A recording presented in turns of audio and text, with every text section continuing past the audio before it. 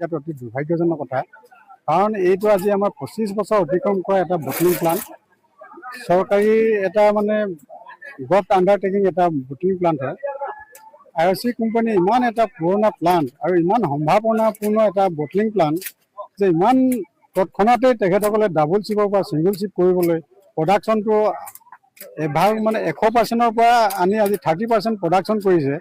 আগতে য'ত 120 গাড়ী ইয়াত মানে প্ৰডাকশ্যন হৈছিলে, আজি তাৰিখত তেখেতসকলে অনলি 20 গাড়ী বা 30 গাড়ী প্ৰডাকশ্যন কৰি আমাৰ যিটো পেটে ভাতে মৰা যিটো কাৰ্য তেখেতসকলে কৰিবলৈ লৈছে, এইটো আটাইতকৈ দুৰ্ভাগ্যজনক কথা। এইটো আমি মানি ল'ব পৰা অৱস্থাত নাই। আৰু সেই গতিকে লৈ আমাৰ মূল দাবীয়ে হ'ল যে আমাৰ গোপনেৰী বটলিং প্লান্টটো প্ৰথম আৰম্ভণিৰ পৰা যেনেদৰে চলি আছিলে সেই তেনেদৰে পুনৰ বাহাল ৰাখি প্ৰডাকশ্যনটো বঢ়ায় আৰু ডাবল চিপ এতিয়া তেখেতসকলে কোম্পানীয়ে আৰু নতুনকৈ এখন মানে নটিচ ইছ্যু কৰিছে যে বৰ্তমান চলি থকা ডাবল চিপটো ছিংগল চিপ কৰিবলৈ তেখেতসকলে মানে পৰিকল্পনা কৰিছে। আৰু এই বস্তুটো তেখেতসকলে যাতে সমগ্ৰ অঞ্চলটোৰ স্বাৰ্থত তেখেত এনেকুৱা এটা হঠকাৰী সিদ্ধান্তটো তেখেতসকলে ল'ব নালাগে। আৰু এনেকুৱা এটা সিদ্ধান্ত তেখেতসকলে ল'লে আমাৰ সমগ্ৰ অঞ্চলটোত এটা বিৰূপ প্ৰভাৱ পৰিব।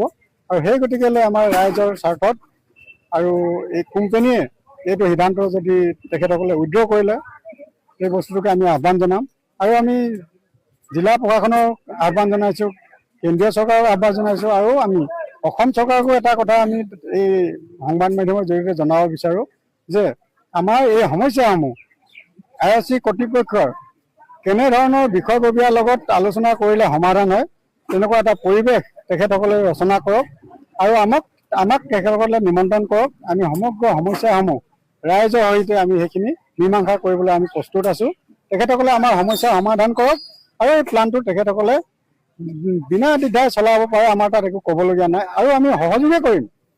আমি কৈছোঁ যে আমাৰ ডাবল চিপটো বাহাল ৰাখক, আমি প্ৰডাকশ্যন বঢ়াবহে কৈছোঁ, আমি কোম্পানীৰ এগেইনষ্টত একো কৰা নাই। আমি ৰাইজৰ স্বাৰ্থত প্ৰডাকশ্যন বঢ়াওক।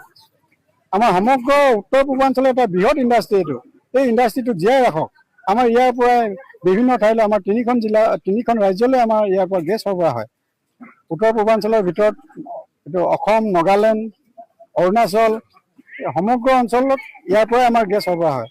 গতিকেলৈ এনেকুৱা এটা সম্ভাৱনাপূৰ্ণ এটা বটলিং প্লান্ট তেখেতসকলে তাৎক্ষণিকমূলকভাৱে এনেকুৱা এটা সিদ্ধান্তটো লোৱাটো অতিকৈ দুৰ্ভাগ্যজনক। আৰু এই সিদ্ধান্তটো তেখেতসকলে উঠাই ল'বলৈ আমি আহ্বান জনাইছোঁ আৰু পুনৰ পূৰ্বৰ দৰে আমি চলাবৰ কাৰণে তেখেতসকলে আহ্বান জনাইছোঁ। ধন্যবাদ।